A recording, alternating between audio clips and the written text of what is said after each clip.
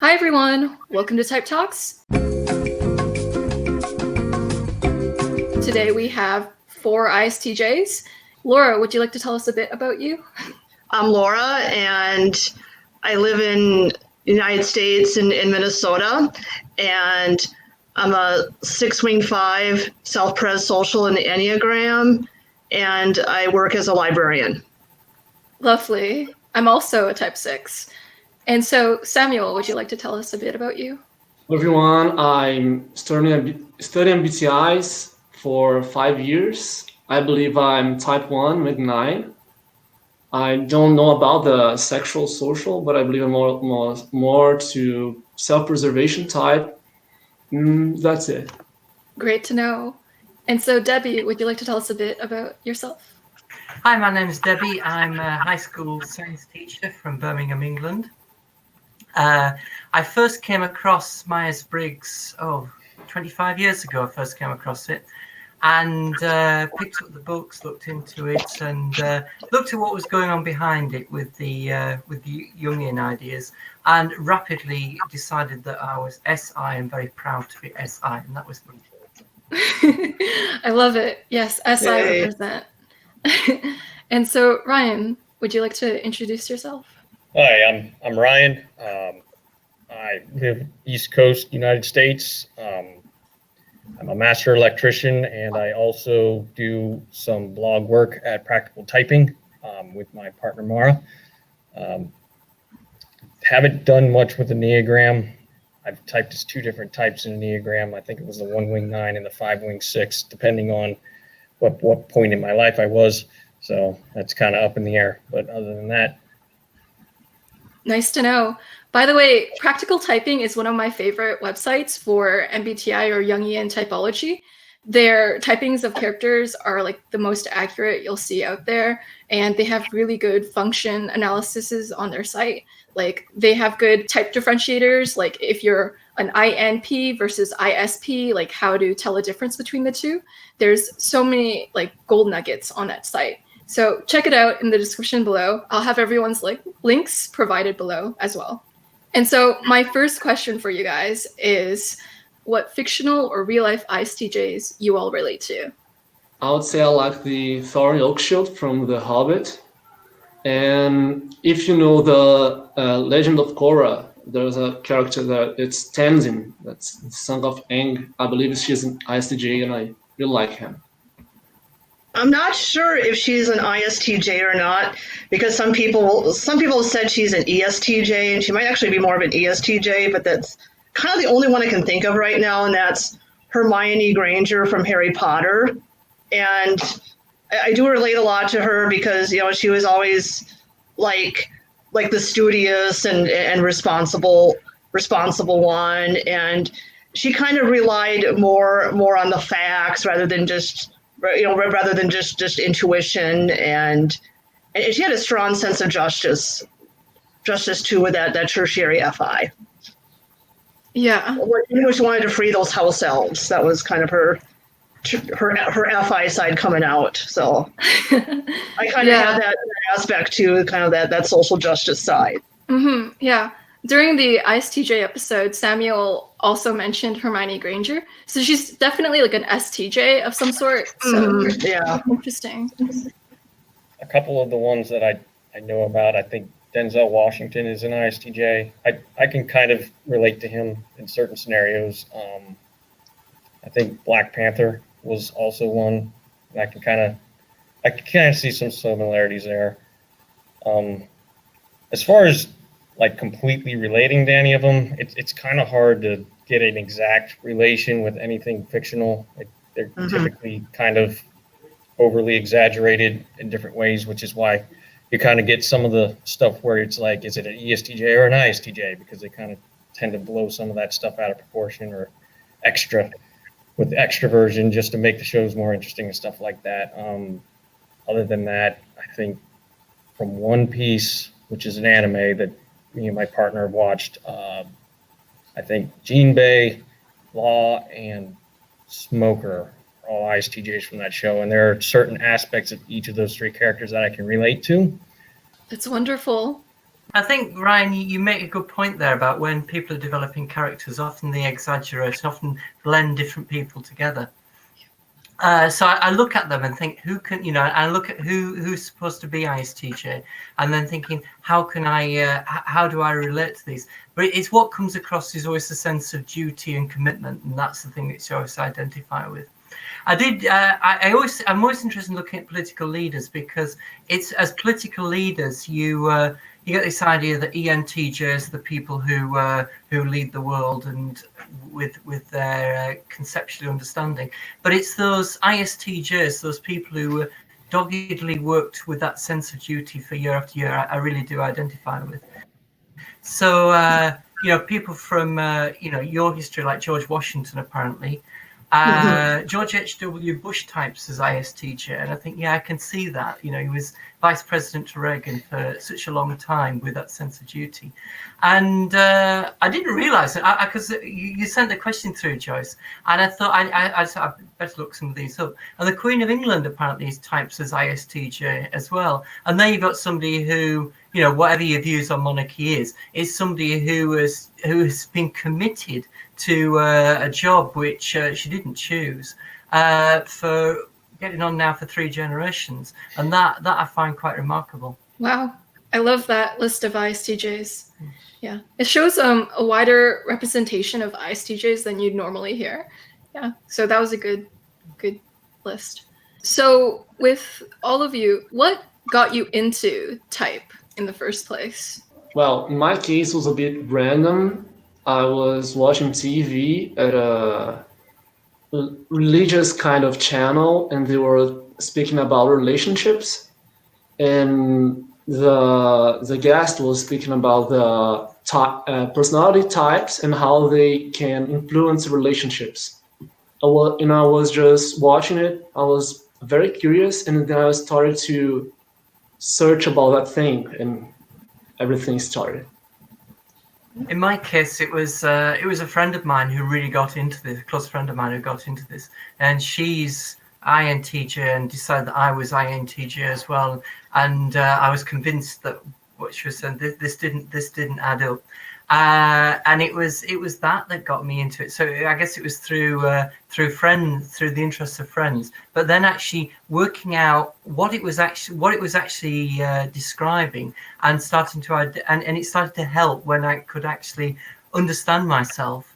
And I guess it was when I realized that it was not.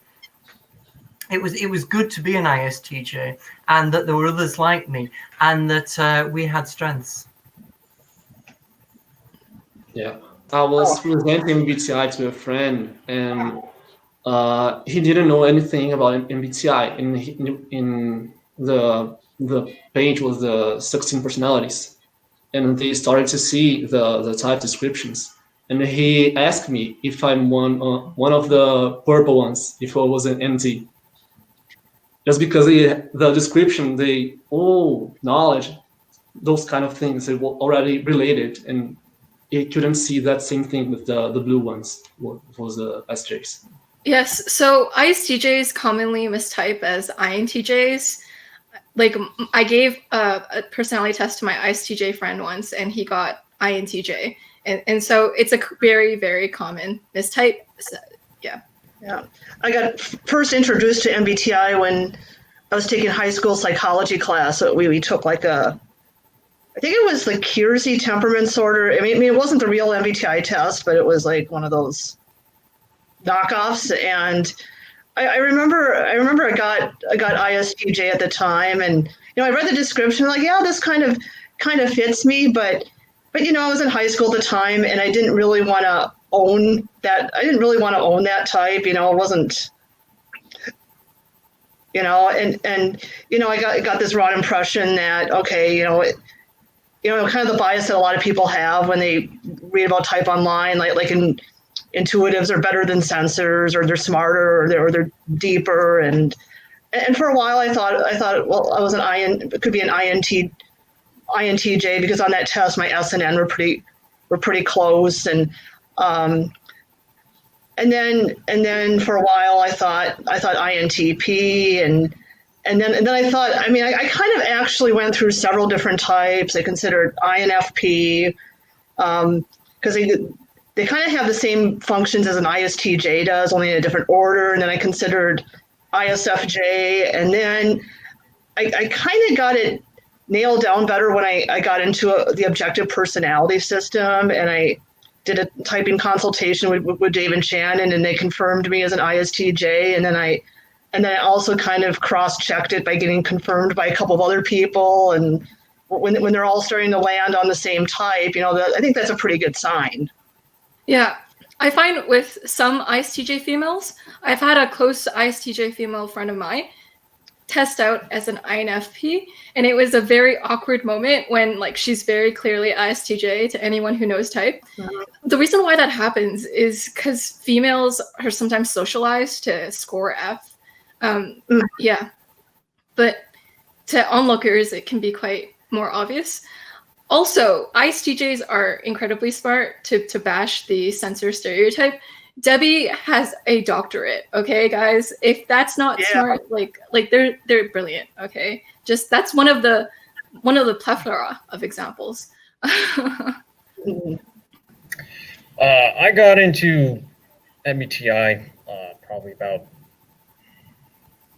14 years ago. I was introduced to it by a friend. I kind of took one of the tests. I tested ISTJ pretty much right off the bat, and any consecutive test I took after that, I was pretty consistently I'm pretty sure I never got anything other than ISTJ, even on all of the terrible tests. So I must be just about as ISTJ as you can be, I suppose. But from there, I kind of got more into the cognitive functions and got really interested in it because it helped me kind of understand other people's points of view and why there were other people that definitely did not see things the way that I saw them. So it just kind of was neat to see how it explained how other people had other ways of thinking about things, and they had other viewpoints, and they had other things that they value, and what kind of led their logic was different than mine. It was interesting to see that there was a system that actually explained that and actually had an explanation for why that was. Yeah, typology is great at giving you a language to what you already know. It's a really great way to put words to something that you can see. And yeah, I really love the system. And so my question for you guys is, are you a dependable person? I believe I am. Those kind of things are very subjective, but something I'm very willing to do is trying to be as honest as I can. And that whole sense of duty is something that's very important. If I say I will do something and I don't do it, I'll be very, very bad. So it's also usually, I don't like to make promises. I prefer just to don't say anything, just do the thing and then wait for them to see that I done. Yeah, I think I'm very, very similar. I consider myself very dependable. Like if I say I'm going to do something, I will see it through, if at all possible. I'm kind of cautious about the promises that I make to people because I want to make sure that I am able to follow through on it. And then if I can't follow through on it, I'm gonna feel bad. And if I'm not able to follow through on it, there's going to be a very good reason for it, like I'm really sick, or there's a true emergency or something.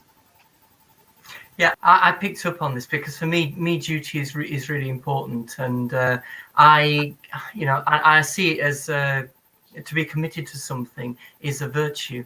I did ask a friend of mine about this. I said, well, I think I'm dependable, and she said it was quite interesting. What she said was, she says, you're very dependable as long as it doesn't conflict with something internal going on, which is even bigger for you. So whether your sense of duty is in the outside world or duty is on the inside world, is the question which is sometimes asked about me. I think it was when I said I will do something in 15 minutes, and I took 20 minutes because I hadn't considered something, and then I'll spend longer explaining why I was late for this because something was going on. People, we really don't care, but it was whether it was a bigger thing to be committed to the external world or the internal world, and that's something that made me think this afternoon. I would say yes. I'm pretty much considered a dependable person. I've gotten that from a lot of the people that are close to me in my life. That's something that they've mentioned about me, and that's one of the things that they say is one of my better qualities, is that if I say I'm going to do something, that if at all possible, I will do it. And because of that, kind of like Samuel was saying, I do hesitate sometimes to commit to something unless I know for sure that I actually can come through on it, because I do not like to say that I'm going to do something and then have to turn around and say that there's a reason why I can't or anything like that. It kind of conflicts with me internally to say that I'm going to do something and then have to turn around and not be able to do it. Yeah. I see ISTJs as people who have a lot of integrity. So when they say they'll do it, they'll do it. Like, unless there's a really, really good reason for them to not. So my question for you guys is, what are your strengths as an ISTJ? I think I'm more the usual ones that you tend to hear on the community, like good memory. It's very easy to create and maintain routines. And yeah, I believe it's generally like that. Others are, I think, is more personal. Yeah, I think I do have a good factual memory. Especially if I know that like the facts are important to remember, or if it's of personal importance to me, then I'm more likely to remember the facts. And kind of what we said before about it being very reliable and dependable. And I think for me, it's organizational skills. Being able to organize things and make sure things don't get out of order, and making things work like they're supposed to work. Yeah, I can really identify with that, Laura. In my job as a teacher, I write rotas, schedules, and organise the timetable. People come to me and say, "How can you manage to do that?" But it's actually quite fun, actually, and the sense of satisfaction you get from starting something like that. So there's something here that needs to be organised, and feel you did it well at the end of it. It gives me a sense of satisfaction, and I really enjoy that in my job. Meanwhile, we'll just shake their head in wonder that I can spend so much time on that. But as I say, it's fun. Yeah, I'm one of those weirdos that likes to organize the books in the library and put them in order.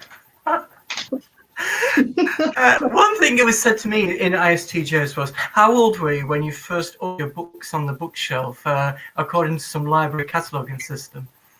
Probably as a young kid. I mean, I didn't know the Dewey Decimal System, but I still had a system. Sometimes I'd sort them by size or color or type. I'd put them in different ways and alphabetical.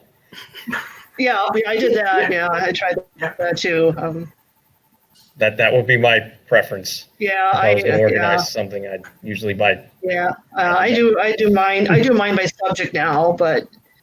Well, you do it by subject. I kind of do mine by topic, and then sometimes within the topic there are alphabetical or some kind of system. I know. Yeah, I guess that bleeds into like how you spot an ISTJ. If you see them like having their sensory in order, like either like that alphabetical books or some sort of order in how they do things, like that could be a sign that someone is an ISTJ. And also dry humor. ISTJs are great at like dry, sardonic humor. Yeah, I gotta be careful about that sometimes.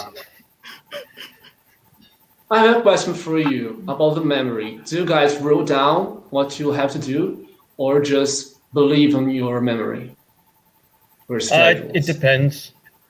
Usually I'll just remember for the most part. There are certain select things, like if it's really important, I might still write it down just to double check myself. But for the most part, I tend to remember everything in my head rather than write it down. I remember. I'm able to remember most things. If it's part of a routine I already have, then I'm going to remember it because it's part of my routine. If it's something that's a little bit outside of my normal routine, but but I gotta do it, then I might need to write it down or send myself like an auto reminder so that I don't forget to do it. I tend to remember most things, but if I'm getting stressed, I always have to write things down. And one of the ways I can de-stress if I've got a lot on is to make a list of all outstanding jobs. I'll write it all down, and then I can leave it and walk away from it. I find that sometimes de-stresses me. Writing it all down means it's all organized, it's all in place, it's there, and I can walk away from it and don't worry about forgetting anything. Yeah. So Debbie mentioned a really interesting point about how organization relaxes her. So SITE are the most like stereotypically J functions. Like SI is good at like having order with the sensory, and TE is good at having that logical order. So with that two in place, it can cause like a relaxation from having things in order. Yeah, I would generally agree with that. Well, I think by knowing that you have all your things in order, then it gives you the freedom to relax. Yeah, so it's the TE, right?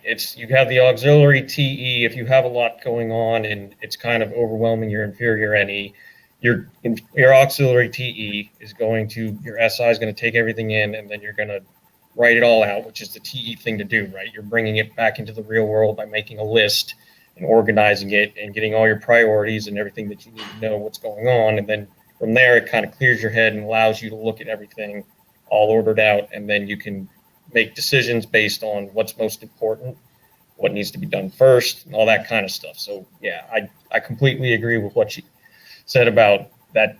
What helps us, because that's kind of how that function stack works, right? You want to take all the information in, and then you want to order it, and then you want to figure out what you're going to do. Yeah, and when there's a lack of order with some ISTJs, their inferior NE can catch up to them, and they can start like generating negative possibilities that could happen because there's no order. Yeah. What is harder for you as an ISTJ? Like, what have you had to work on? So I would say for me, the things that I struggle with are things like coming up with creative or unique ideas. I'm not necessarily, I can be an idea person, but if it has to be something completely new or unique, that's not really my wheelhouse. I can take what's there and maybe use it in some creative way to fix a problem, but to come up with like a completely new, unique kind of idea, like, to say like you want to create like a book or a story or something just completely new and that nobody's ever thought of before, that wouldn't be one of my strong points. Being sensitive with other people, I kind of struggle with being overly blunt with people sometimes. I'm not super good at reading somebody's emotions and knowing what I'm going to say is going to hurt them. I'm kind of more of a straightforward person when it comes to that kind of thing. I'm just going to kind of tell you what I see and what I think. And, depending on the person, that might not be the best course of action. Dealing with unforeseen circumstances. If I haven't planned for it and it comes completely out of the blue, that'll kind of set me back. It'll kind of make me pause, and I'll have to kind of sit there and kind of readjust myself. Unlike some other SE people I know that kind of roll with any unforeseen circumstances and they can just kind of adjust to it. I'm not so much that way. It can look like it sometimes if I had done enough planning, but what looks like is me dealing with something on the fly is usually me having foresaw that it might happen and then already having a plan in place to circumvent it. So understanding vague or ambiguous information, if somebody's not being clear with what they're trying to tell me, or they're kind of leaving it really open-ended, I'm going to struggle with that. I need to know exactly what you're trying to get across. I don't do well with you just kind of going off into the ether with what you're talking about. Like, I can't follow that. You know what I mean? It's like, I need it to be a little bit more grounded, or I need to be able to tie it back to something grounded so I have something to anchor it to, so to say. So that kind of ties in with, I also am not super good at answering open-ended questions. I kind of struggled a little bit with some of the questions that you asked on the list just because they were a little open-ended. I'm like, well, what is she really trying to ask here? So then I try to kind of specify and make it more specific. And I know you probably weren't going for anything specific. You were probably going for seeing what I would do with it. But that's the way my mind works. I'm thinking, okay, well, they left it open-ended, but I bet they were really specifically going for X, Y, or Z. And then I have to kind of do that work on my own if somebody else didn't provide me with the information. That's really good. Yeah, that was a really good way of putting it. Yeah, like sensory functions tend to look for that specific thing that you're looking for, whereas intuitive functions are like more general. And so there's an interesting differentiation there with the questions. So I wasn't really going for anything. I was just trying to draw information from you. So you can answer it however you'd like. Either way is good. And so you mentioned how you with things that are too like general or kind of random, it's kind of a little more difficult to respond to because you want to respond to something specific. And it reminded me of one of your tweets on your Twitter where you talked about if Goku was an ENFP or if that was Goku, right? Yeah. So what it was is that clip came from Team 4-Star, which is a YouTube channel that dubbed the original Dragon Ball series to make it more humorous, to make it funny. But what they ended up doing with Goku, he's an ESFP in the show, and you can see that kind of by the more linear way and the more action oriented and just his thought process in the show. But what Team 4-Star did was made him a lot more random, a lot more kind of all over the place, distractible, and that's not the way the original Goku was. So I've had various different conversations with people who were arguing between whether he is an ESFP or an ENFP, and I'm like, look at this clip. If Goku in the actual show was an ESFP, you would be getting more moments like this, where he's just coming up with something completely out of the blue. Why would there be a muffin button on the ship? But that's kind of how Ennie works, right? It's like, you know what would be great? A muffin button. Blueberry muffins in the morning. That would be great. This ship is awesome! Now, where's that button that makes blueberry muffins? There is no button like that. I never even considered that. Are you sure? It'd be really nice to wake up in the morning, push a button, and have muffins. That'd be great. Wink, wink. Damn it, there is no muffin button! Darn. So, is it ready to take off then, Dr. Briefs? Goodness, no. I still have to install the cappuccino machine. But I don't even drink coffee! It's not coffee, Goku, it's cappuccino. Now stay here, I need to grab the pots from my shop. Make sure not to touch anything, like the gravity controls, or the start button. The start button. Don't touch the start button. Now I'll be right back. Okie dokie. I wonder if this is the button.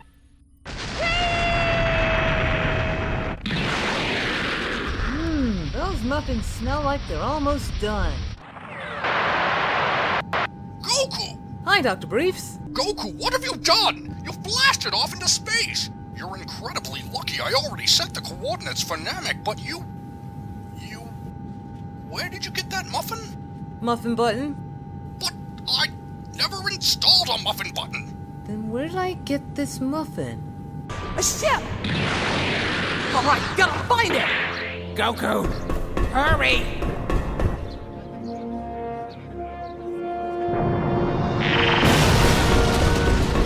The controls!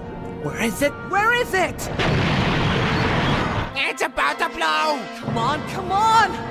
There! Yes! Oh my god.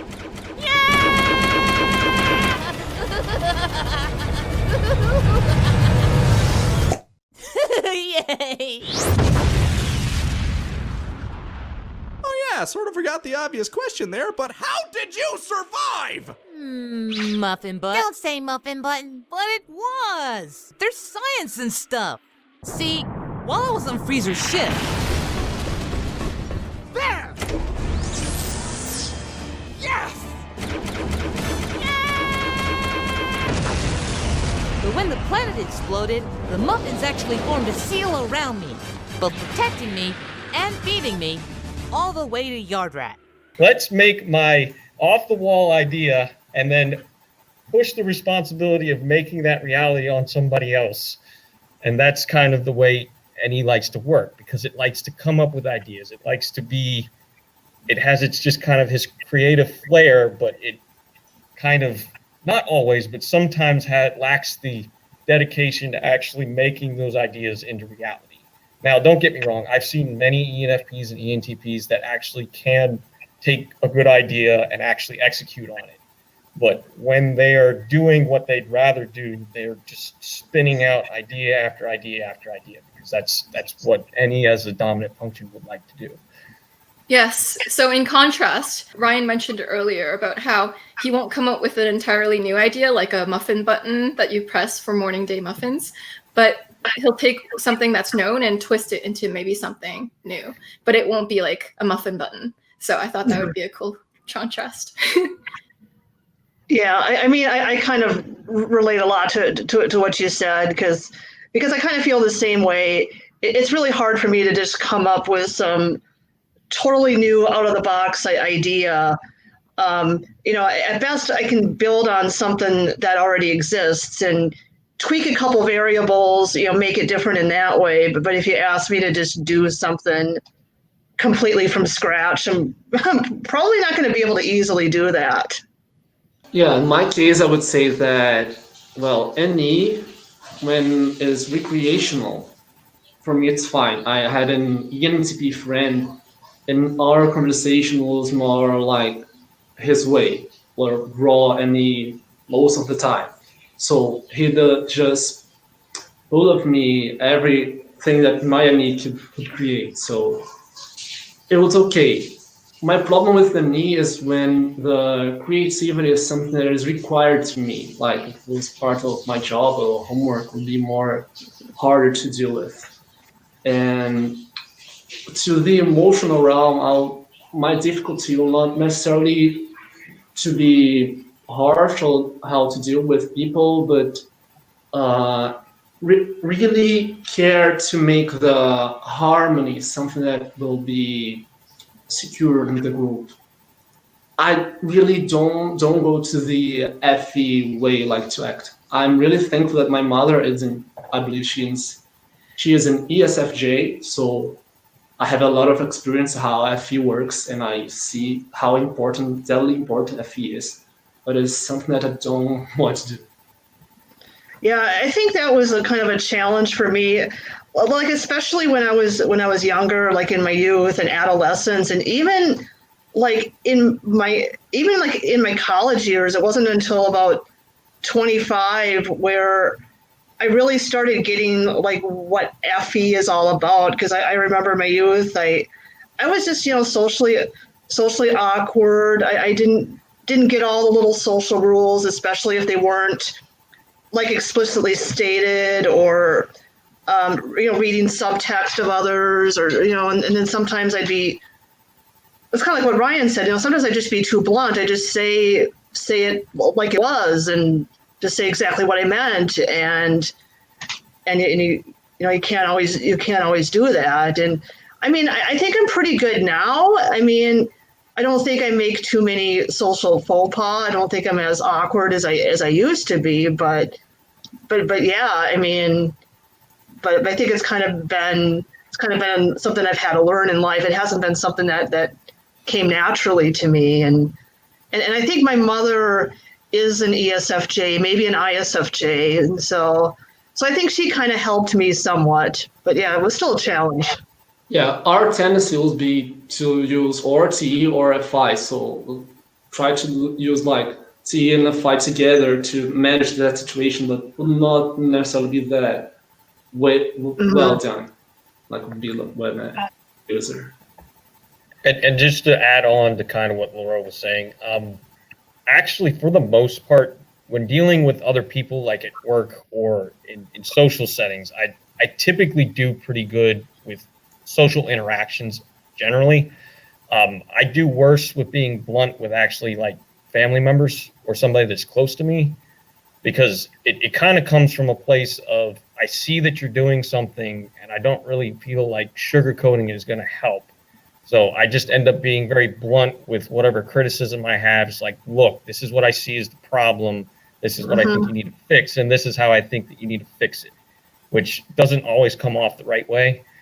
But yeah, I've learned how to deal with people in day-to-day life a little bit more socially acceptably than that. So I'm not going around bludgeoning everybody with my words or anything like that. So.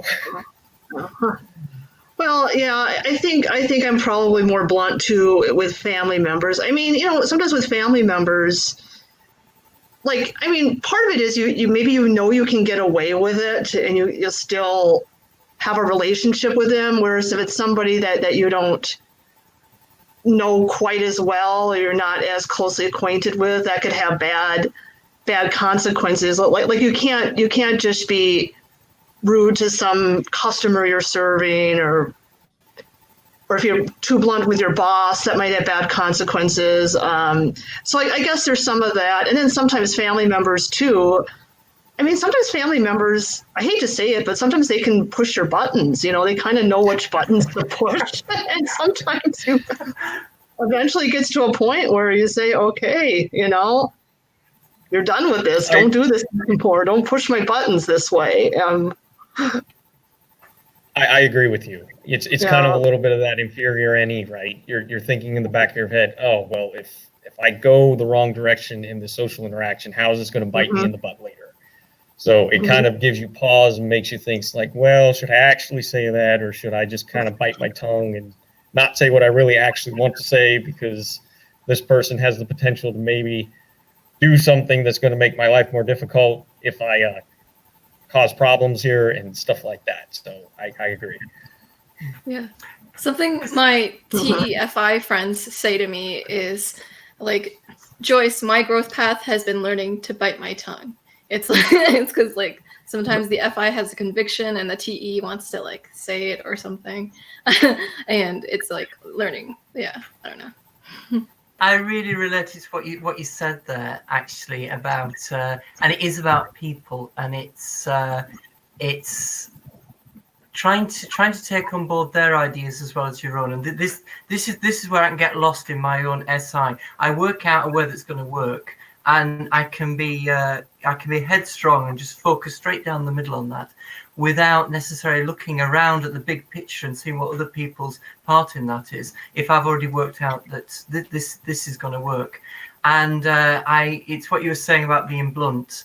I don't necessarily think I'm necessarily blunt, but sometimes I can be dismissive of other people's ideas if I've already got one that's going to work and I know it's going to work.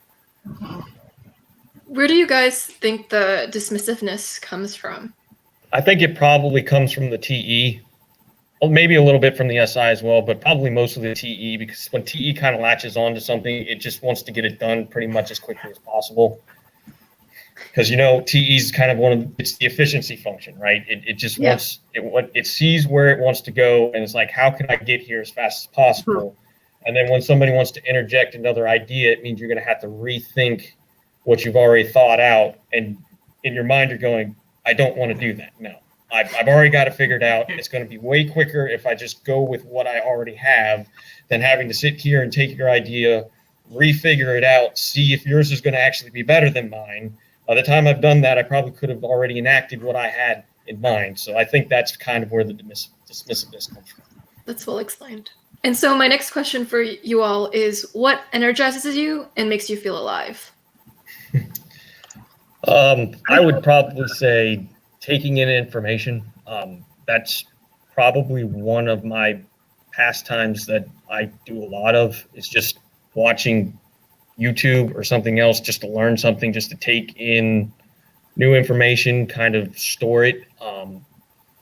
I would say looking over things, kind of organizing them, kind of stuff like that. Figuring out people's types is something that kind of energizes me, because it's kind of something that I do as second nature, just because of all the blog work that we do. It's kind of always something that's spinning in the back of my head, as I'm just kind of looking for all the little details and all the little signs from people saying this or that or the other thing. And that's something that I kind of like to enjoy doing. I guess that kind of engages my inferior NE a little bit, because it's kind of like a puzzle, taking all pieces and kind of connecting them together to see like, oh, okay, this is something I see, and that's something I see, and that's something I see, and all those things make this type that kind of falls in line with it, and then you kind of get the function stacking, like, well, okay, well, which function's strongest? Are they like leading with this function, or are they leading with that function? And you kind of narrow it down, and I think kind of that narrowing down process energizes me a little bit. I would say completing tasks or goals can be energizing at times. Maybe not so much doing it as the completion part. You get a little boost of energy once you see that, okay, I completed a goal. That kind of gave me a little bit of a boost. Using a piece of information that I've remembered and it becomes useful, that's kind of an energizing thing, kind of one of those, see, I didn't remember that for no reason kind of moments. And that's probably about it that I can think of.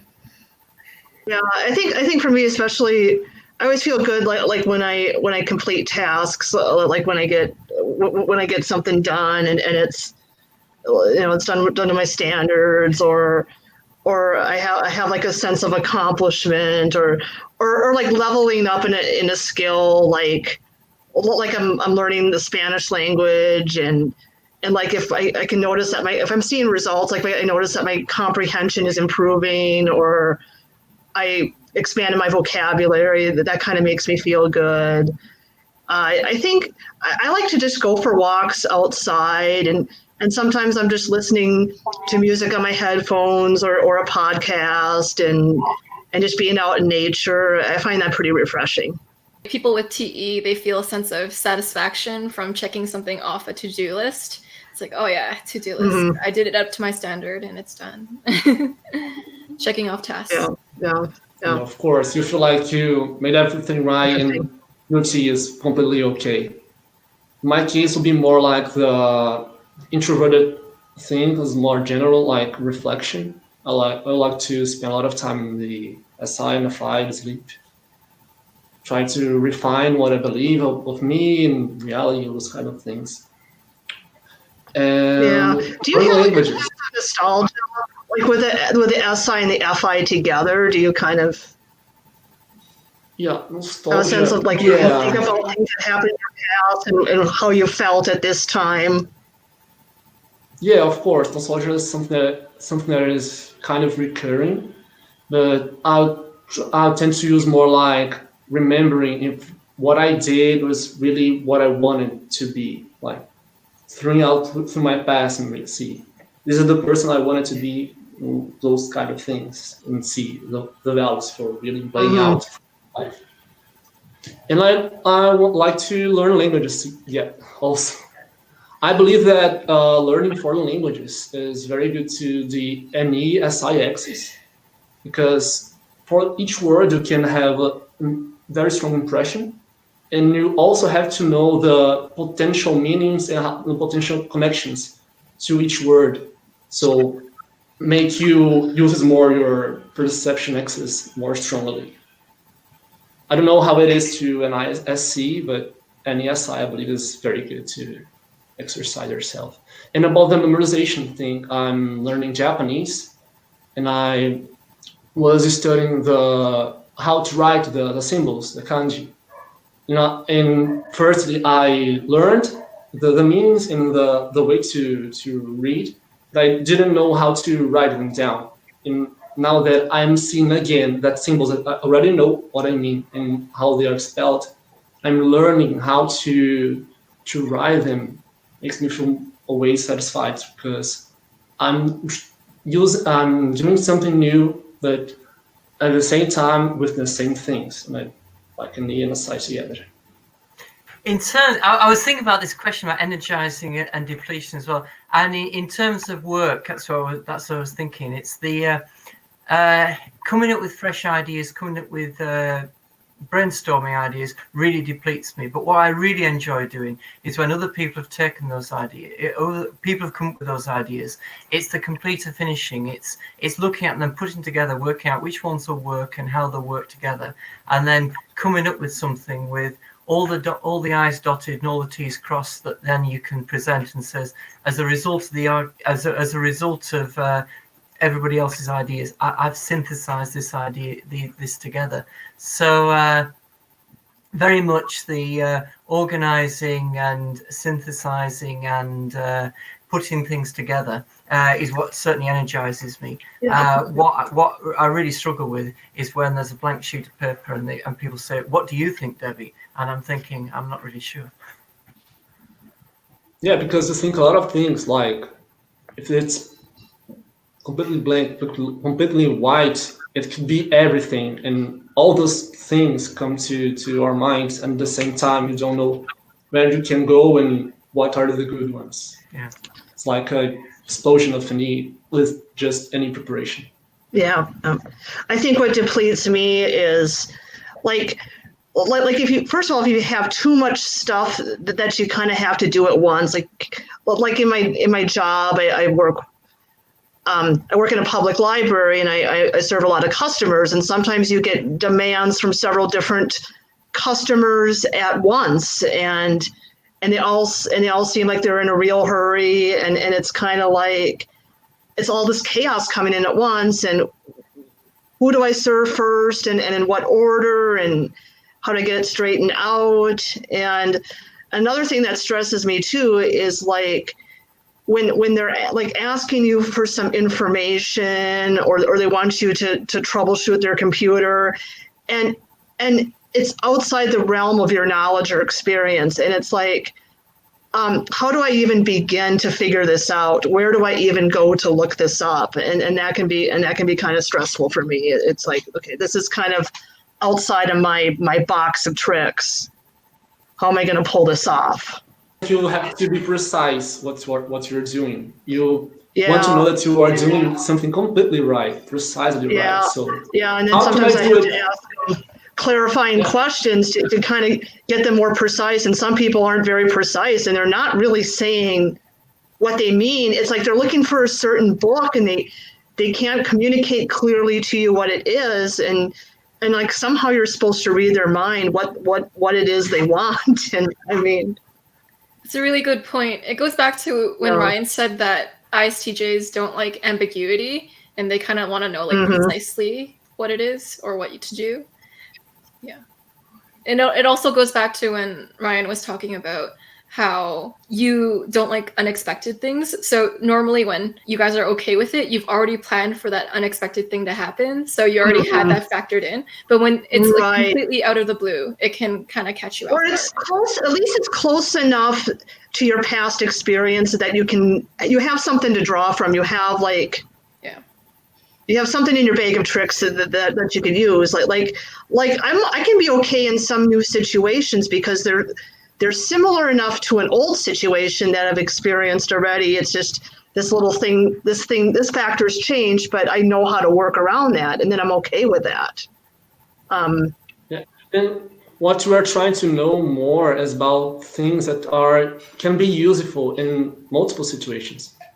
Like you want to spend your time to refine that thing to be useful for any situation. You won't like to spend time searching for new things that could be useful for a specific situation, but more like that ones we can rely on to a lot of things. Yeah, so it's like having a past totem to go back to in reference to deal with the current situation. It helps. Yeah. So I don't know if anybody else feels this way about it, but I mean, for me personally, it almost feels like having to develop something completely new or out of the blue feels almost kind of like a waste of time. If I know that in most situations that are out there is somebody somewhere who figured something out. And being able to go off of something that's already been figured out is going to be so much faster than having to develop something from scratch. It's kind of funny because Mara, who's my partner, she kind of has the complete opposite mindset. As a TI Dom, she wants to build everything from scratch so she can understand it and have a complete, full understanding of it in her own mind.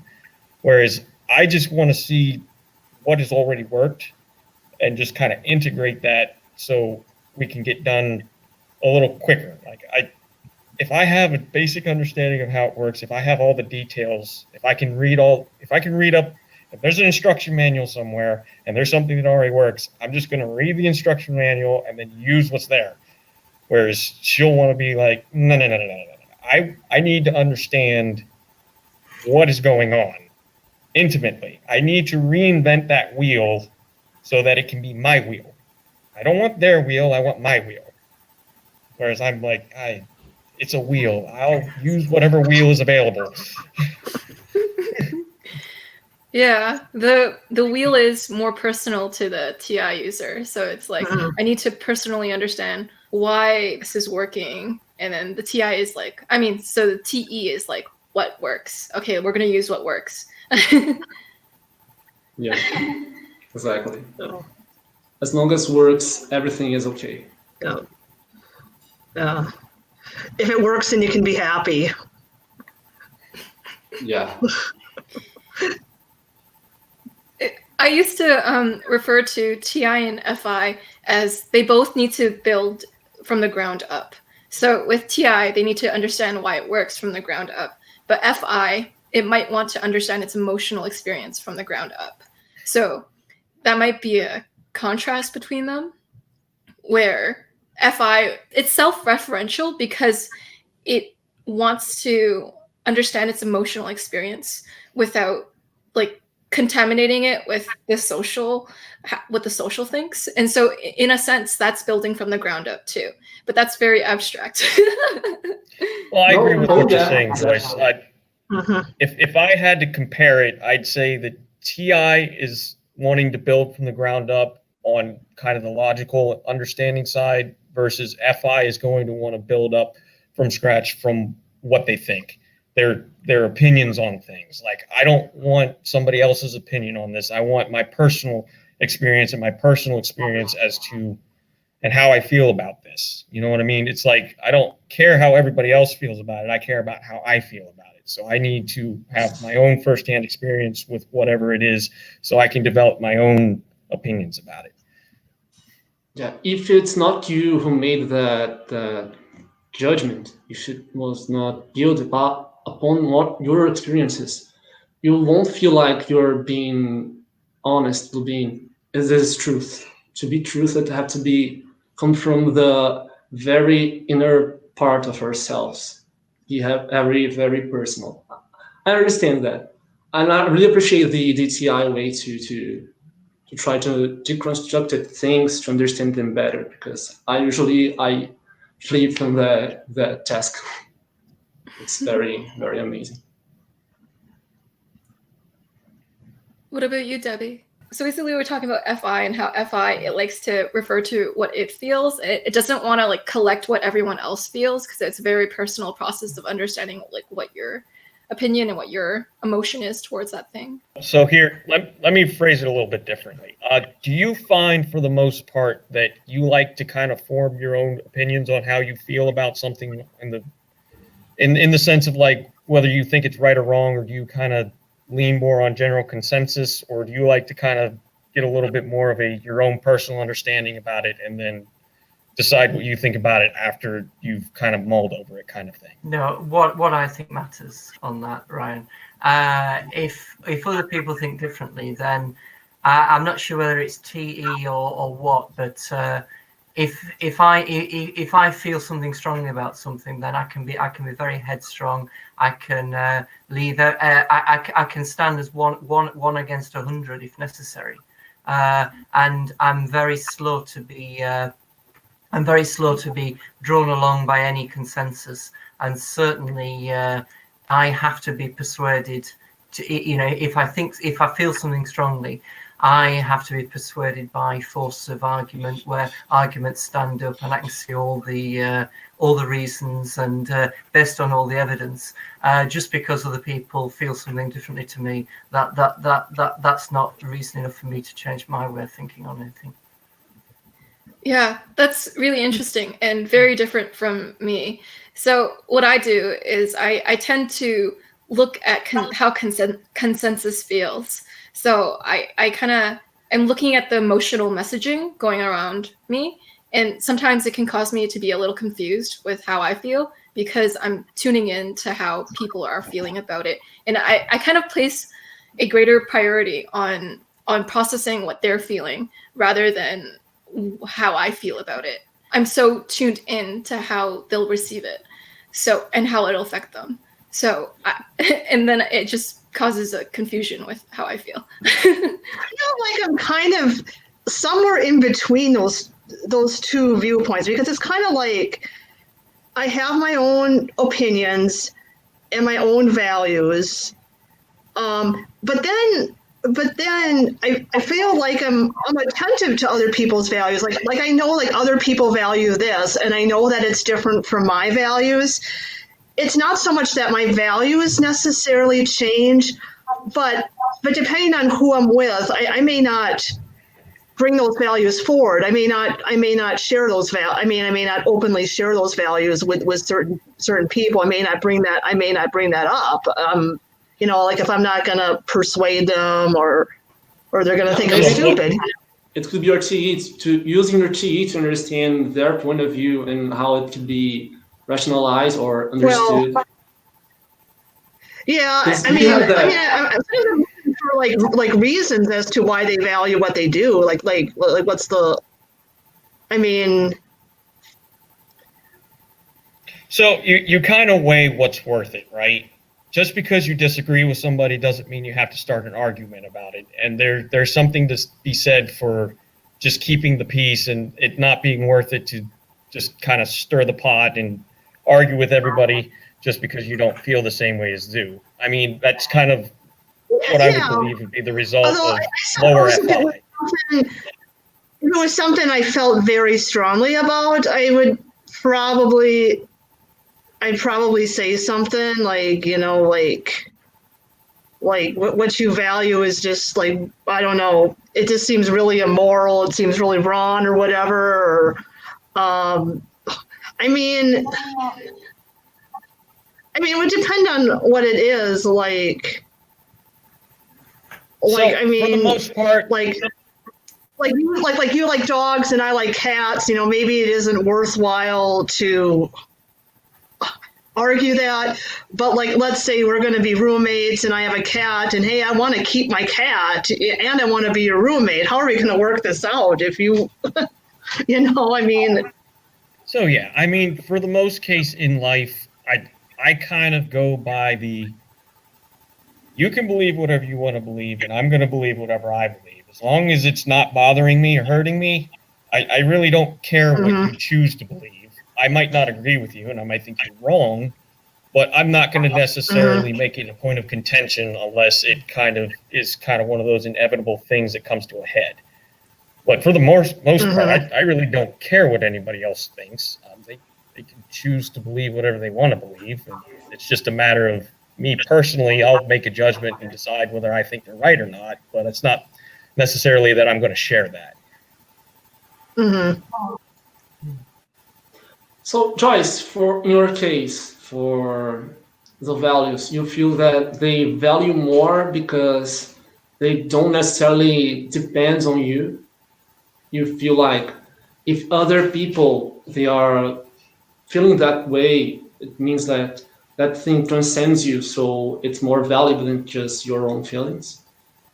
I see it like this. So I see myself as responsible for smoothing over the emotions of other people, or that there's unity, or else I can't think. So you know how you guys talked about how you need organization outside you, or else you kind of go like, you don't like it, right? For me, it's like an itch I can't scratch.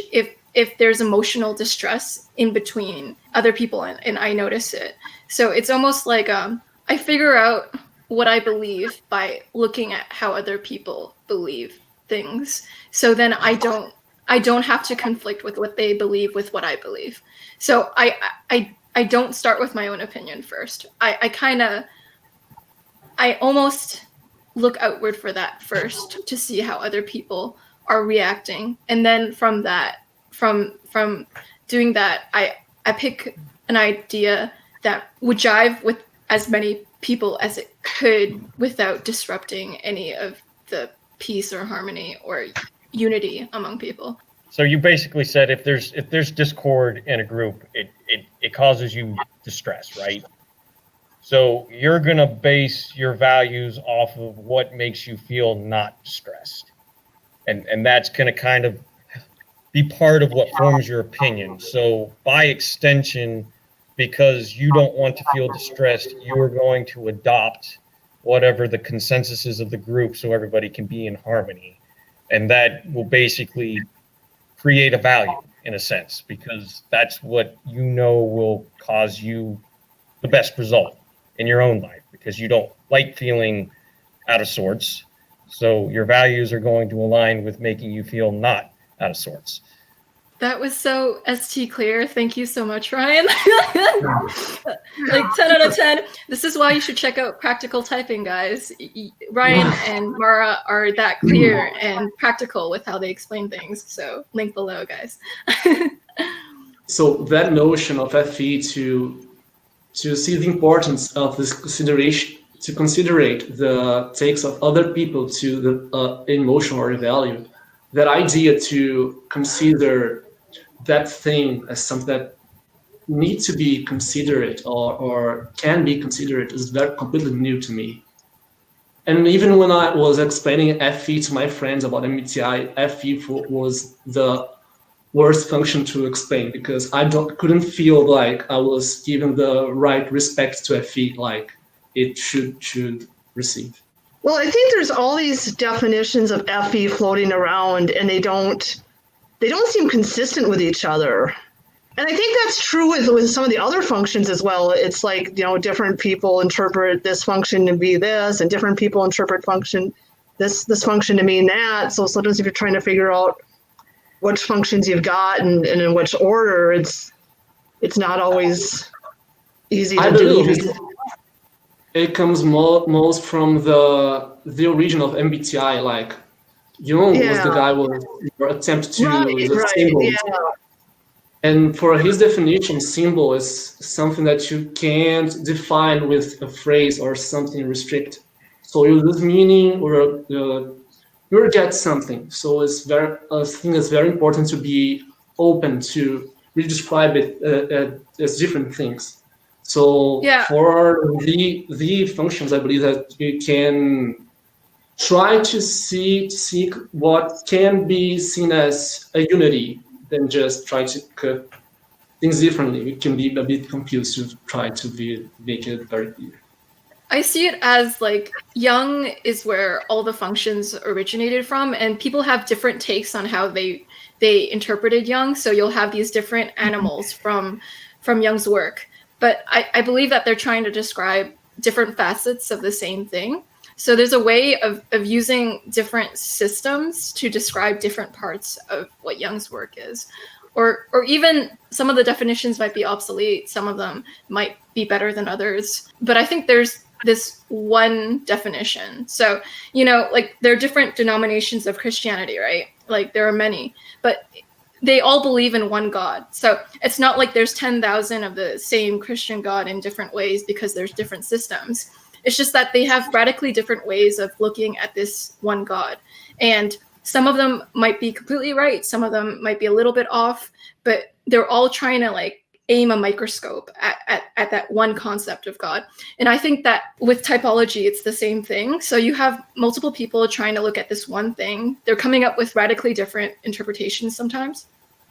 But I think there's a way to consolidate it, or at least, I'm TI, so I build it from the bottom up. And so I'm like, I'll just take what like I believe to be the logical truth from each of them, and I'll build my own. You're right, Laura. There is a lot of that in the community, but I also believe that they can be consolidated. And I'll probably like spend the rest of my life trying to consolidate them, because I'm really annoyed at the fragmentation in the type community. Right. So that's a lot of the problem, right? There's a bunch of information out there, some of it better than others, some of it relying heavily on stereotypes that aren't necessarily true. It's like the saying, right? Every lie has at least a kernel of truth in it usually, or rather any good lie has a kernel of truth. So that's kind of how I view some of the stereotypes. A stereotype is not necessarily something that's true, but it was derived from something that was true and then heavily exaggerated. So then it becomes untrue by nature of an extreme.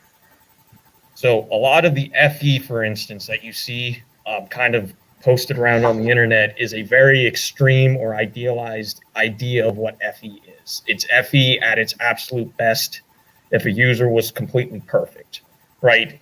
The totally selfless, totally unselfish, doesn't think about anybody, doesn't think about themselves at all. They're only considering everybody else's opinions, so on and so forth. And that's a stereotype. That's taking a value that FE prefers. They like to look to others and they like to have harmony, but then you take it to an extreme and assume that an FE user will be completely selfless and they will have no idea of what they want. And that's not true.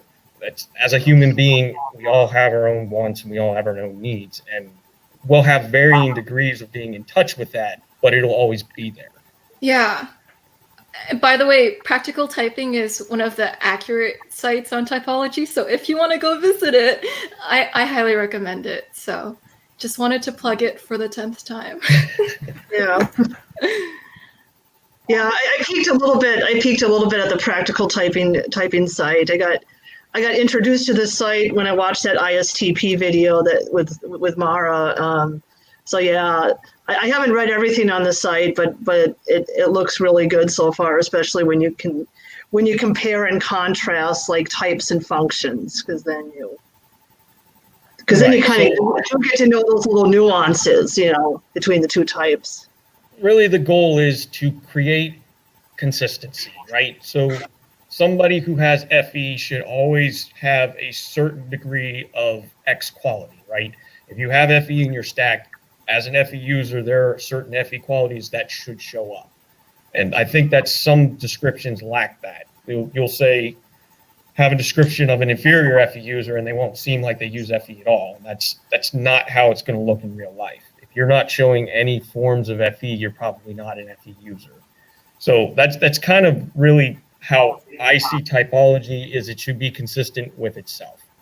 An INFJ and an ENFJ should look pretty similar. They won't look exactly the same, but you should see general lines of similarities between the two of them. How you could see is like, okay, well, I can see how they kind of both have similar leaning preferences, for lack of a better term, right? So an INFJ and an ENFJ shouldn't split completely opposite ways. They should kind of be walking down similar paths. Not necessarily the same path, but it should be somewhat similar just because all those same functions are there. That's true.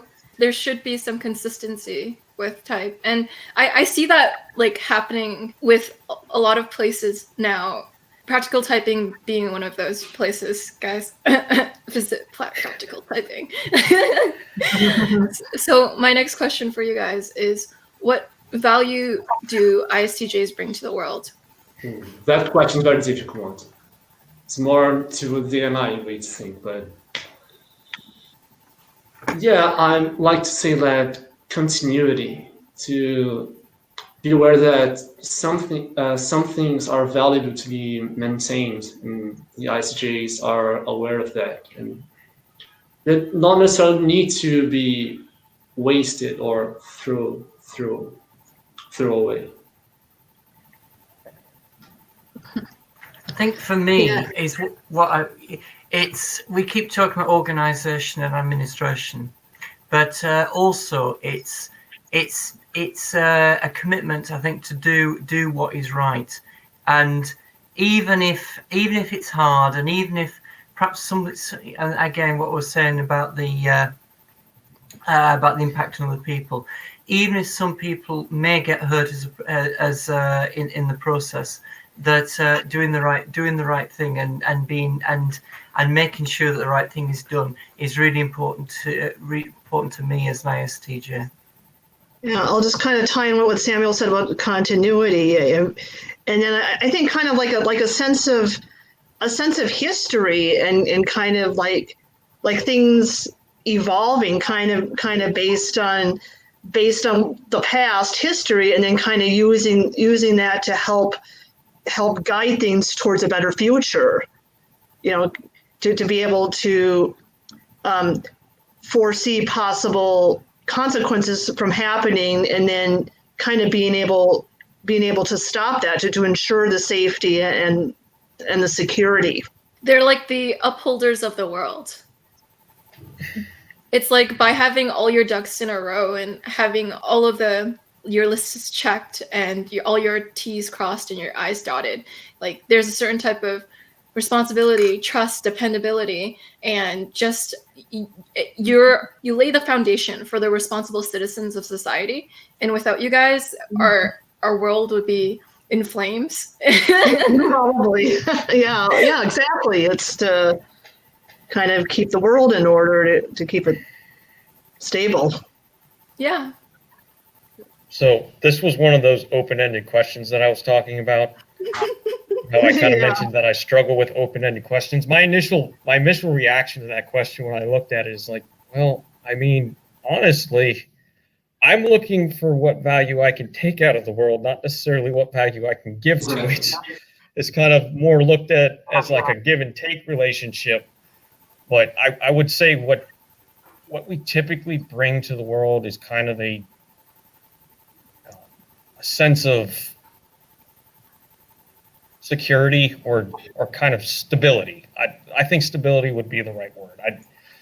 We kind of bring because we prefer things to stay very kind of stable and not chaotic. I feel like we kind of bring that same kind of energy into the world, where we kind of are striving to keep everything going on kind of a linear straight path that doesn't deviate too much one way or the other, to just have a anchor point of sorts, right? If you're just kind of going off in any one direction without any kind of anchoring, you're just who knows where you could end up. Whereas if at least you have a little bit of stability and a little bit of anchoring, you always know where you can come back to start over if what you're doing doesn't pan out. Yeah, I had the same problem. Like the tendency is not to think that I will make something to the world. The world is there. How can I manage to deal with the world? It's more like my tendency to think that what can I give them? Mm-hmm. Now, I think I read something about introverts and extroverts. Like introverts tend to think more of like, how is the world affecting me? And then extroverts, like, how can I affect the world? Do you think that's true for yourself? I would agree with that. There's for me, a tendency. my first instinct is like, how is this world affecting me? And then secondarily, I'll think, okay, how can I impact the world? Right. So you think about introverted and extroverted functions, right? If a function turned inward, and if you lead with an introverted function, you're kind of looking to self first, and then you're looking outward second. And that's kind of, I think, what you're getting at there is, if you're leading with an introverted function, you're kind of doing a inward look before you have an outward look.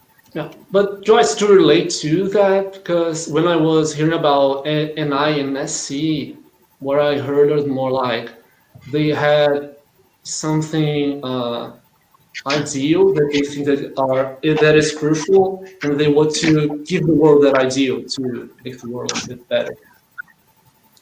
So how it goes for you? Okay, give me 10 seconds to think about it. Okay. You want to go ahead and go, Debbie, while she's thinking about it? Yeah, I like what you've been saying actually about how we affect the world and how the world affects us.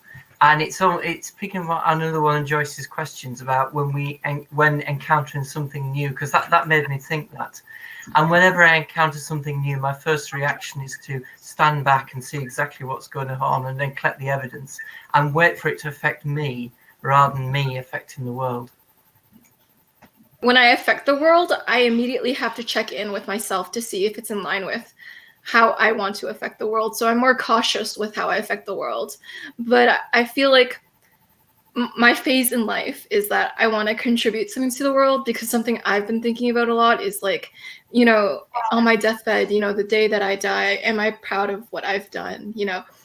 Like before it's all over, like, what do I want to leave? Like, what type of legacy do I want to leave? Or how many people would you like? So I wonder what made a life worth living. And then I'd go into like the philosophical question, like, so what does it mean to be fulfilled or successful? And then from that, what will lead is that I have to live a life that is fulfilling and successful in a way I won't regret when I die. So that's the whole train of thought I have. So I want to impact the world, but I do so in an introverted way. So there's clearly like an introverted thought process that has been very clearly fleshed out before I went and impacted the world. But like, I kind of like, it's kind of like a last resort. It's like, I realize how much I haven't been participating in the world. And so I'm like, as a last resort, I have to care about how I affect the world to the utmost importance now. And so to answer your question, Samuel, you said like with NI users, they tend to want to impact the world, like with their SE, like impact, right? I think it's after an arduous thought process of why it's important to impact the world and what impacts I want to leave in the long run.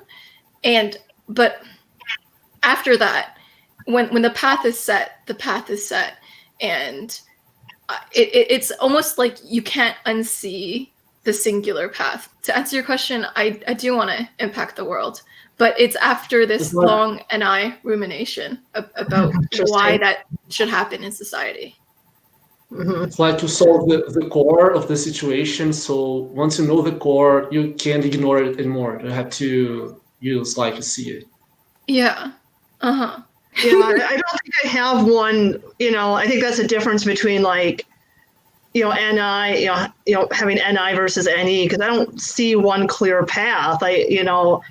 I don't really have a sense of what that path is. It's kind of like, I know I want to impact the world, and I know I want to have a legacy of some kind, but I don't know what form that's really going to take.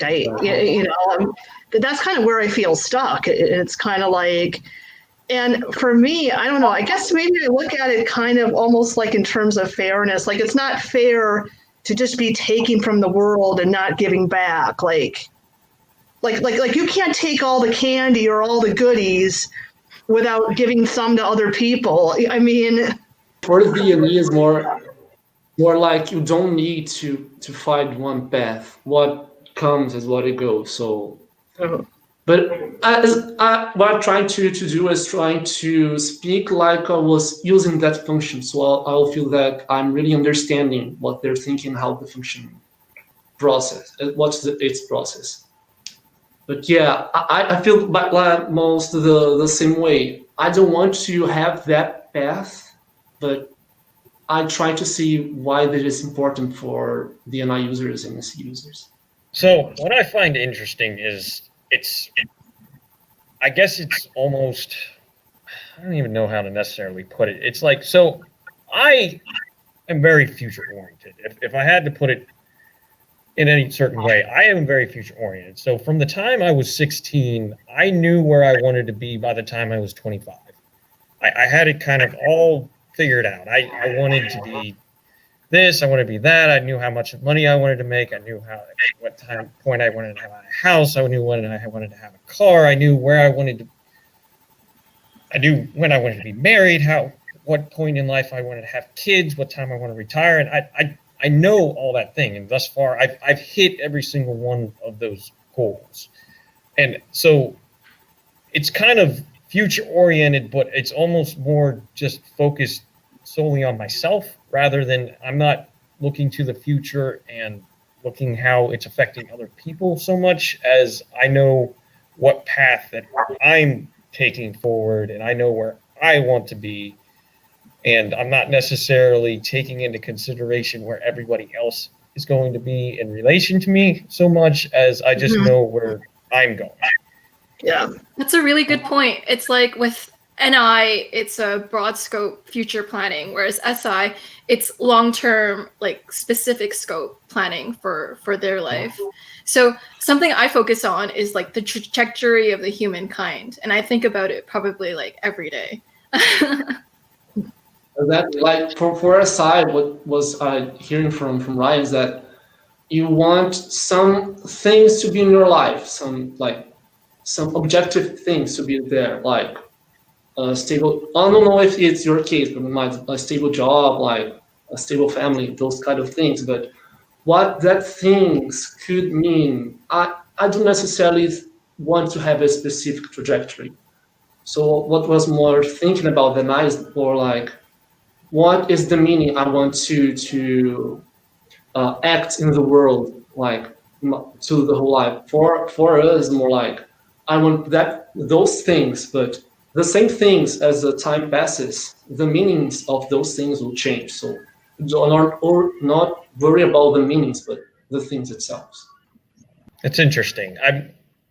I mean, when it comes to how I'm affecting the world, I guess I wouldn't say that I put a whole lot of thought into it. I mean, as far as my FI is concerned, I'm pretty aware of what I'm putting out into the world. So I'm aware of what effect I'm having on the world in relation to just kind of my own actions, I guess, just how I'm interacting with the world, and I make sure that's in line with what I believe is right. You know, things like I believe that everybody should be true to their word, and I make sure that that's what I'm putting out into the world. I expect other people to stay to that same standard, and I get disappointed or not very happy with people who don't, right? And that kind of bothers me when people say they're going to do something and they don't. Or I have certain standards that I hold myself to, and I kind of project those same standards. I expect everybody to basically to come to the same standard that I hold myself to. It's kind of one of those, if I can do it, I expect you to be able to do it too kind of things. If I am holding myself to a certain level of human decency, I expect everybody else to hold themselves to that same level of human decency. So what you said, Ryan, is that you expect others to stay to their word. I wondered if it was like a TE standard applied to all, like, people. Like, so if it's what works, then like everyone should follow it. Everyone should follow what works. Or maybe it's not. What are your thoughts? So honestly, I would almost relate that back to my FI. My FI probably is basically made a standard or a truth to me that what is right is staying true to your word. So if you're not staying true to your word, then you're not doing what's right. So I think it's kind of has to do with it's tripping over an FI value that I have. And obviously FI values can vary from individual to individual. I think it's fairly safe to say that most ISTJs probably share the same FI value of people staying true to their word as I do. That's probably a pretty typical one, but I would say that's probably where it's rooted from. The TE probably comes out when I enact into the world my displeasure or my disapproval with somebody not following the FI standard, maybe. That's a really fine and precise distinction. Thank you, Ryan. And so my next question for you guys is, how do you differentiate SI from NI? Yeah. So this is an interesting one, right? After I've kind of spun my wheels on this a lot a while back, and the best that I've kind of been able to come up with is I would say that both SI and NI, where they are alike is that they like to gather information, right? So, but I would say where they kind of split is SI likes to hold very specific, detailed pieces of information. So if I'm going to remember something, I'm going to be able to basically recall, say, I'm going to look at a daisy or a flower of any kind. I'm going to remember it was a yellow flower with X amount of petals, and the stem was about yay high, and it had 2 leaves coming off the side of it. Whereas NI may store information about that flower, but maybe they're only going to remember what it thinks is relevant. And it's not necessarily going to remember every single detail about that flower. They're just going to remember, if they ever see that flower again, oh, well, my last interaction with that flower, or honestly, they're probably not even going to remember that maybe even necessarily they had an interaction with that flower in the past, but they might go, oh, if you do X with that flower, this is going to happen. But they know that because they probably had some kind of observation or experience with that flower in the past, but they're not necessarily going to remember all the details of that. They'll just remember the takeaway from it. They'll remember that this result happened when that flower was a part of the equation. So maybe don't eat it. Whereas I'll go, that's a poisonous flower. If you eat this much of it, then you're going to die, kind of thing. Where NI goes, don't put that in your mouth. If you do, this is going to happen. Yeah, that's interesting. So I'm writing a book on type right now, and for NI and SI, they share a quality. Right now I'm planning to call them stored outcomes. So they both store information, the totality of information, but SI stores specifics and NI stores like the generality of that. And so a way to spot an SI user is when they're recalling an event, keep track of like what they're mentioning. Like with my ISTJ friend, when she's recalling a situation, she remembered the intersection at which it happened. And I thought it was so peculiar that she recalled that, because I'm like, oh, so you stored the intersection. And I'm like, because I was like, for me, it doesn't have relevance to the story. If I did remember, it's something that is taking up space in my head that I don't really care about. But like with the SI, there's almost a reliving aspect to SI. So because it has all the specifics, there's a component of reliving the past experience in their own mind, like the vividry of imagination that an NI user won't have. So NI user may recall the past, but they won't relive it. Whereas an SI user will recall the past, and if they want, they can relive it. Wow, that's really, yeah. Yeah. So another interesting. I remember like weird random details, like that others don't find relevant. Like it could be an intersection. It could be what something visually looked like, but it doesn't really have to do with the whole story necessarily. Maybe it's something that someone said, maybe like a song that was playing in the background at the time. And then when I hear that song, I'll remember that event that happened. I think it is that, isn't it? It's the, and you read about this, that as SI dominants, we take all the detail and add it all together into something big. Whereas the NI dominant takes the whole thing and then breaks it up into the bits that they want. I would just so love to get inside the head of an NI dominant person and find out what it actually feels like, because it just when they explain it to you, it just sounds alien, because to me it is. You know, it is all about collecting information and organising information, but it's from the small amounts up, and that's always very natural. And to just start with the big picture and then break down to detail only when you need it just seems so alien. But to somebody on the outside, because my best friend is INTJ, and people on the outside see us as quite similar, in that they see the TE external, where we're all sort of very thinking people, but inside we're just so very different.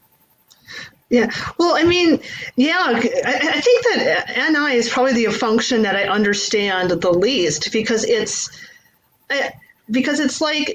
It's I see the SI and the NI as both organizing functions, but they're doing it in such a different way. It's like the SI is organizing the real physical concrete details of the sensory, like literally putting the files in order, the books in order, and then NI is just, it's more abstract. It's kind of like doing it like maybe with a concept, like what is the one true essence of it. It's what you see a lot is that with NI you kind of have they have a takeaway, right? They take all the information, and it creates a concept or a principle or a pattern.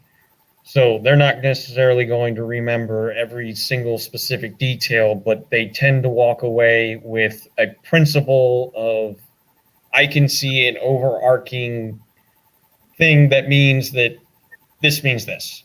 So that they kind of have this way of getting to the root of the matter or to the end of the end of it, right? They're really good at kind of putting their finger right on that thing that holds it all together and going, that. It's that.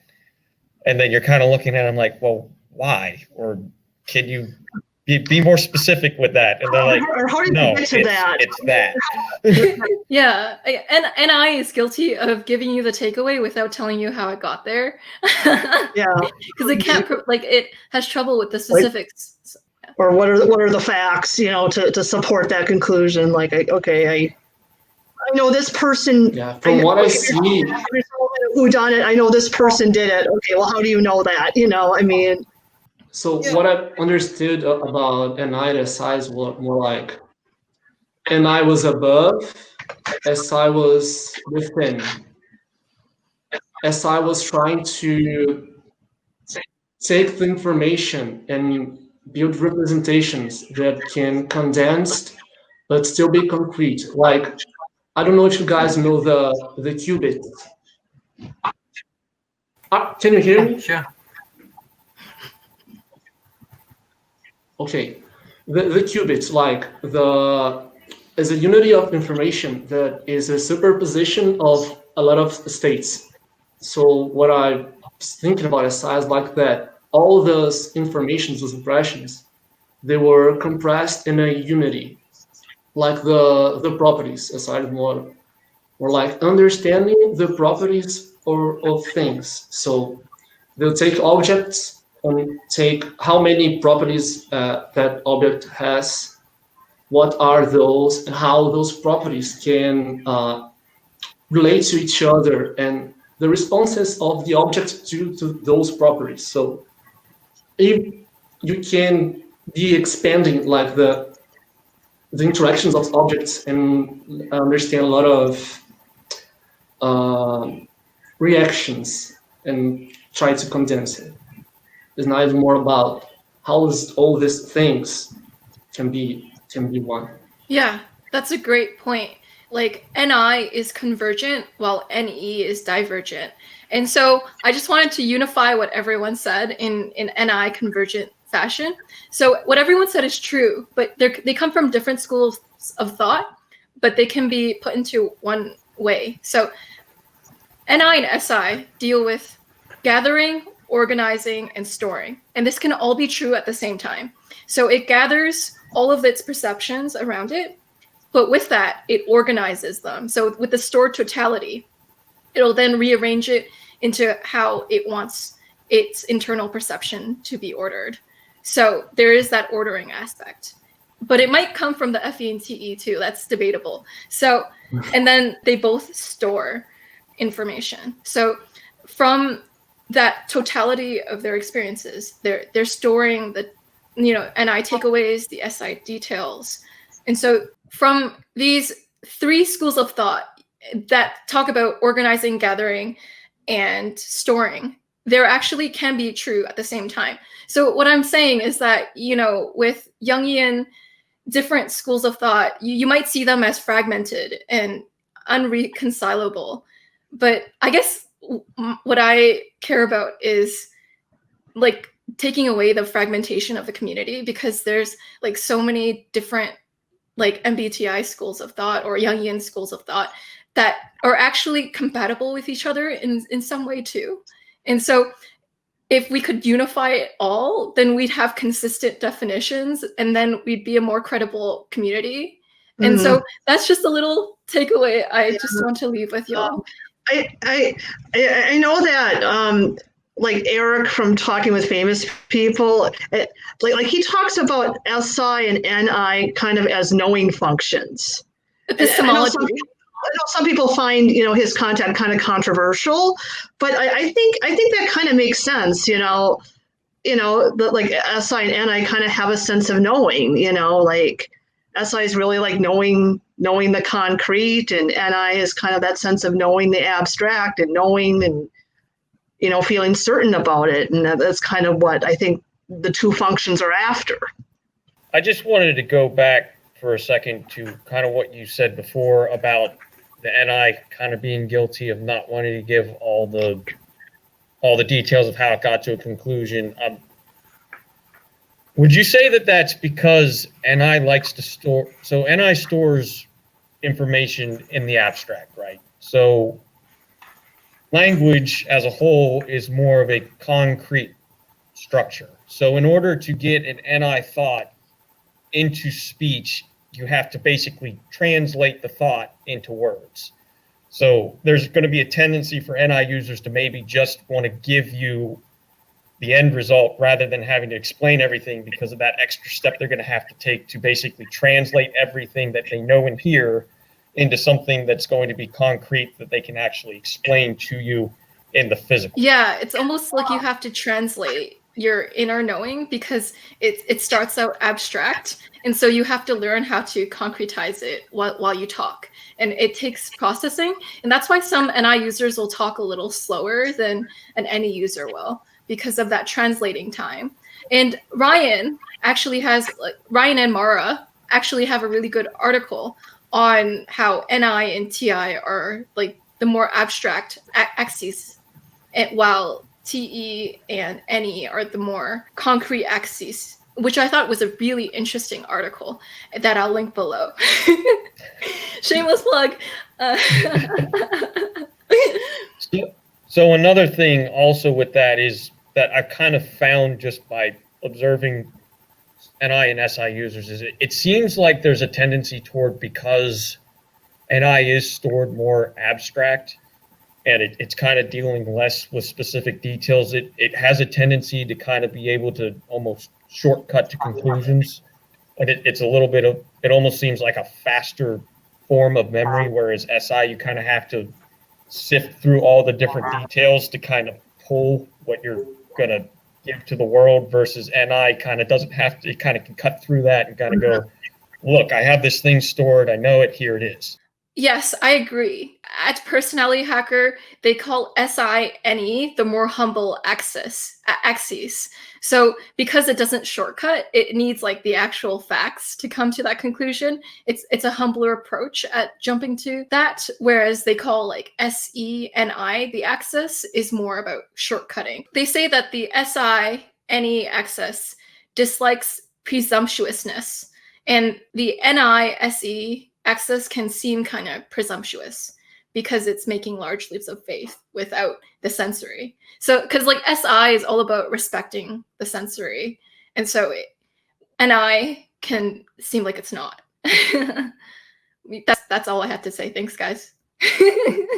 Yeah, like I remember your interview with Benjamin when you were talking about an IMTI, and they were speaking about the subject and the truth, and Benjamin said that TI is more like not truth to the subject, but subject to truth. What was thinking about SI is like was more like subject to being, how that state of being really is, and what the things really are, and how things function, rather than taking assumptions of things. And one of the problems I was, not necessarily problems, but characteristics I was receiving about NI users more that they're more focused on the process. So there isn't a word to the process. So they'll say to you things and how they are connected, then you see the process, and then you get their idea about what they're trying to say. Yeah, that's a wonderful way of putting it. My last question for you all is, what is your experience with inferior NE? I mean, there's positives and negatives, because like I'm really drawn to NE, and I admire people that have strong NE and can come up with some of these more off the wall, out of the box ideas that maybe I wouldn't have thought of myself, but do end up being really good ideas. So I have a great respect for NE in that sense. But I think NE can also stress me out because I can I can sometimes see various negative possibilities, or like I'm not sure how something is going to go. It could go this way or this way or this way, and then like not being able to narrow it down and just kind of getting lost in those possibilities. I think I'm getting a lot better at NE. 30 years ago, it was something which I had no concept of, but now actually sitting with different possibilities, I am getting better at and taking in that information from outside in those big concepts, and then actually as a SI dominant, picking out the bits of detail I can work on. I am getting much better at.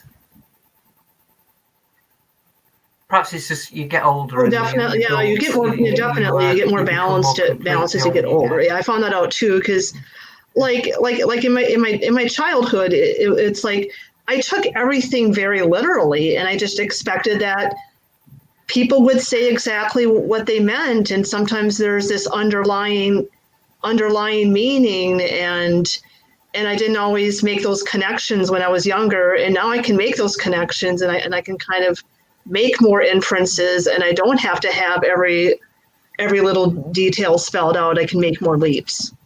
Yeah, so I would say that basically my relationship with inferior NE kind of ties back to some of the other things that we talked about.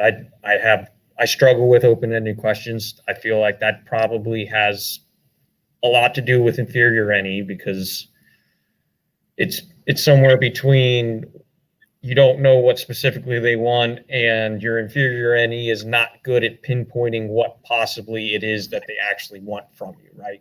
So NE will give you a bunch of possibilities as to what it could be, but what's the chance of any of those possibilities are actually ones that are actually likely?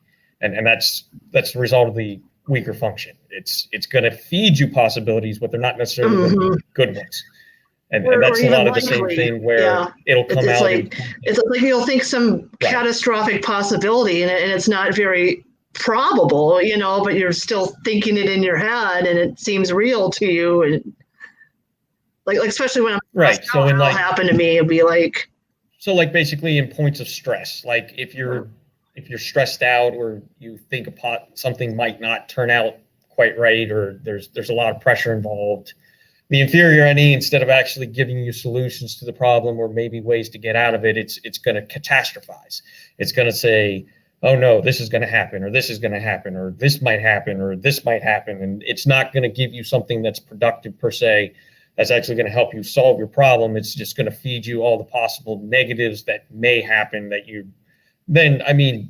in certain situations, sure, it might actually be beneficial, because then you can account for maybe some of the things, and then you can circumvent some of the things that might go wrong.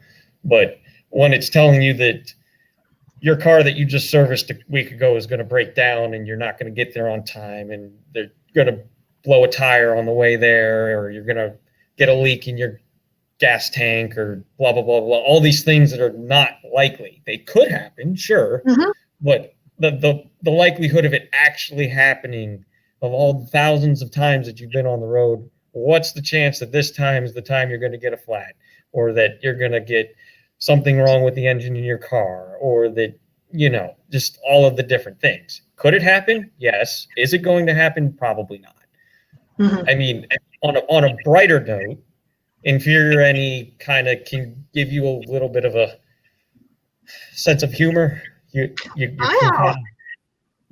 kind of get a pun in every now and then, where you can have a little bit of wordplay, or you can hear a word and then it'll trigger a song in your head, or something like that. I think that's kind of where my creativity comes out sometimes. It's not like crazy out of the box thinking, but it's kind of that making up puns and that free association stuff. And I think the lower functions, the FI and the NE, they're kind of childlike, and I think there can be a childlike sense of whimsicalness. And I think ISTJs can be quite humorous, like when they're relaxed, when they're comfortable. I think that side can come out, and people always think of ISTJs as being like these really serious cop, do it by the book types, and then there's that other side that comes out, that FINE side, that more humorous side, more whimsical side. It's kind of like two sides of the same coin, right? Oh yeah, Obviously, definitely. the ISTJs can be that very serious, no nonsense, all business types. But like you were saying, in a scenario where you feel comfortable, or there's not a lot of stress involved, or you're around close friends, you can kind of feel comfortable exercising some of those lower traits. Yeah, that dry sense of humor, isn't it? I'm back.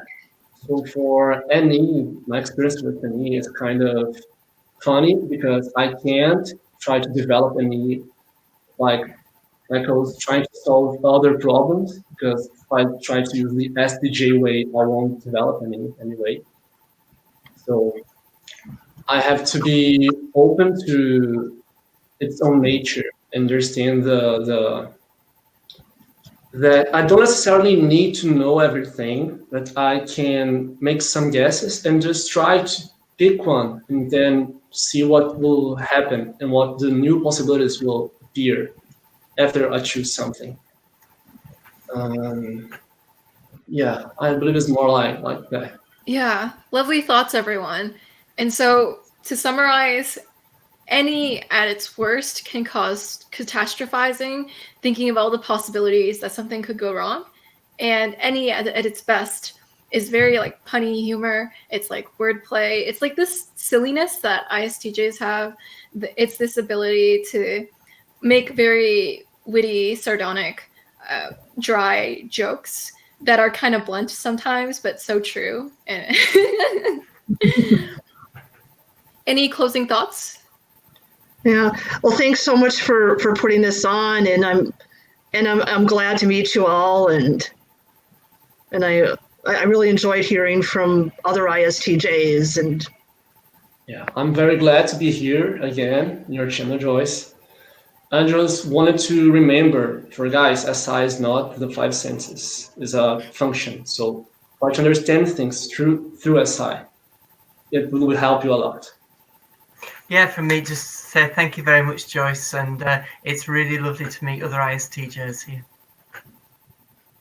I would say, probably for closing, I like to see that there's diversity in this group. So like a lot of times when you see the stereotypes for ISTJs or the descriptions, they kind of give you the impression that all ISTJs are going to be basically the same, right? And obviously we know that that doesn't make any sense, because every human being is unique in its own right. So there's no possible way that a whole group of people could all be exactly the same. And I feel like that's kind of been demonstrated here, is like you've got ISTJs from basically all walks of life.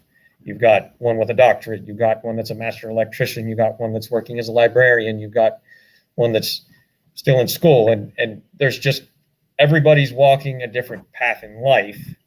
But the thing that makes us all similar is that the way that we're approaching life is the way we see life, and kind of our thoughts on it, and kind of the way that our thought process works that leads us to our conclusions is the same. Not necessarily all the choices that we make are the same.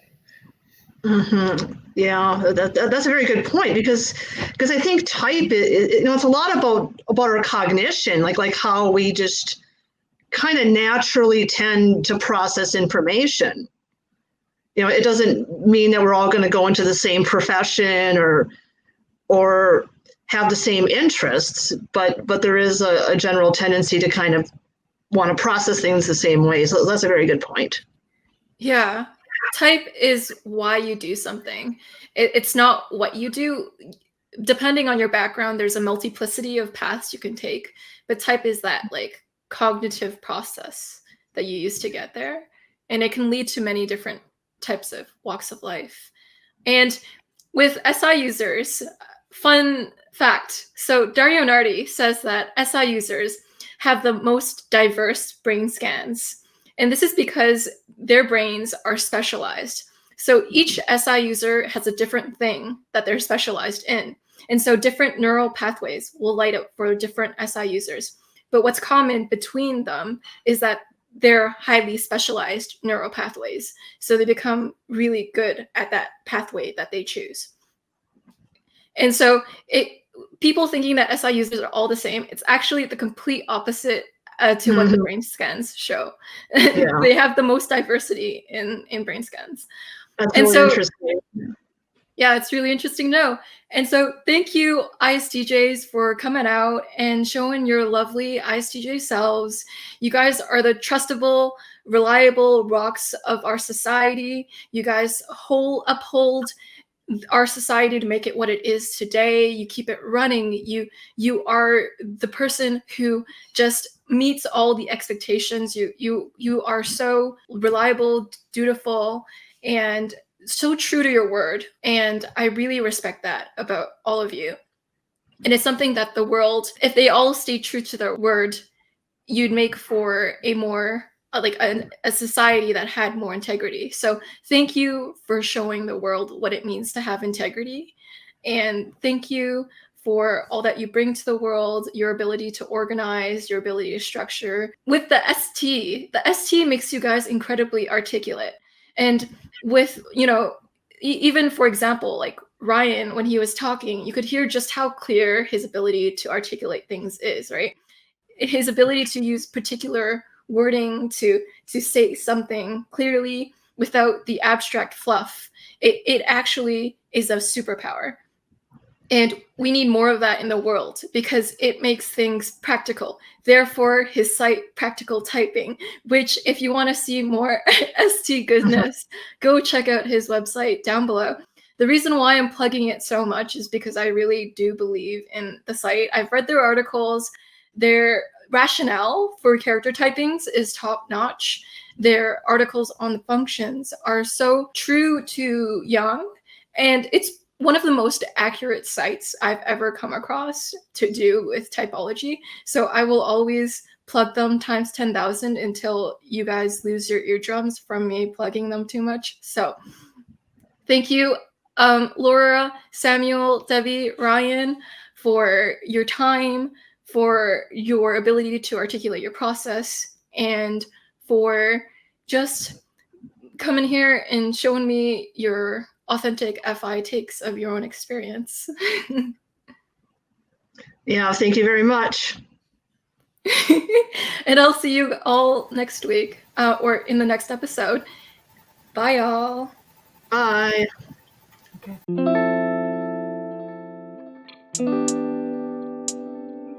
Okay.